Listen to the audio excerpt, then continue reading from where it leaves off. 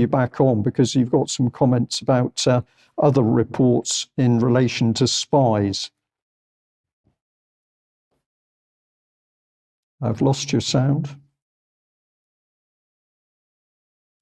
Beg your pardon. This is something that I never thought we would see, Brian.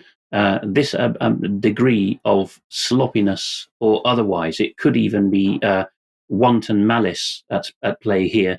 Intelnews.org is reporting that an ex-Russian spy, which is a bit of a brief description, it's actually a man who's been working for both Latvia and Russia and spying on each on behalf of the other over the decades, and finally was turned by the British, called Karpichkov, living in Britain for 30 years now, and now subject to an extradition request by Latvia.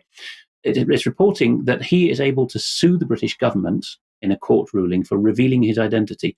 This is the jaw dropper, really, for anyone who's been in, particularly in the former Soviet context, the most sensitive of all. The idea that an identity could be blown like that is quite something. And if we just bring that back a moment and look at the second paragraph, we're talking here about the closest thing Britain has to an FBI, a national crime agency. Somehow they've got stuff which should only be on MI6's books, unless it's to do with the witness protection or new identity side of it. But by blunder of extreme magnitude or malice, who knows, the National Crime Agency told the Latvian extraditing authorities requesting his extradition from Britain, by the way, this is a former spy that we're harbouring.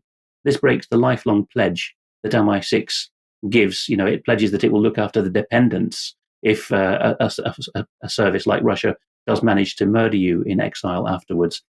I fail to conceive of what has gone on here, but I mention it now not just because of its own staggering nature, but because it seems to be the latest in a series of cases where whether Britain is in or out of the EU is irrelevant. We're still in the European arrest warrant by virtue of the Home Office wanting it specifically.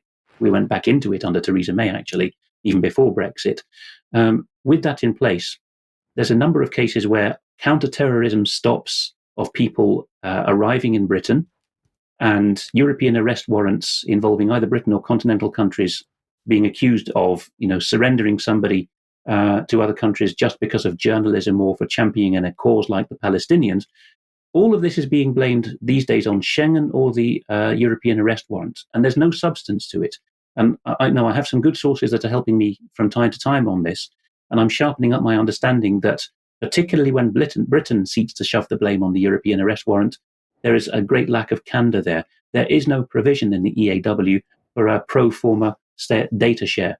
So there was no field that the Latvians submitted to the Home Office or to Britain generally saying, indicate here whether he's a spy. That must have been shared voluntarily and in a free flow text field. The mind boggles, but watch this space because we see a lot more of this mistreatment of people, former spies, very severe case if that's happening, but journalists, activists, those who are anywhere in between. And I don't buy any of the blame being shifted to the European arrest warrant or to the Schengen data system. Okay, Alex, Tangled Web, thank you very much for that. Well, let's move on. And as we always say, if you like what the UK column is doing, then please support us, join us and subscribe because that gives us the financial backing to do what we're doing and to expand, which many of you say you want us to do. You can also assist us by going to the UK column shop. We've got the new MHRA Not Fit for Purpose t-shirts out. And we're also going to say to you, you've got the opportunity of lifetime membership gift vouchers there, which may be an attractive option for Christmas. Share the information. This is very important because this is why we're putting the material out. And I'd also like to say, do visit the website. Many people are still not doing this, but there's some fantastic information.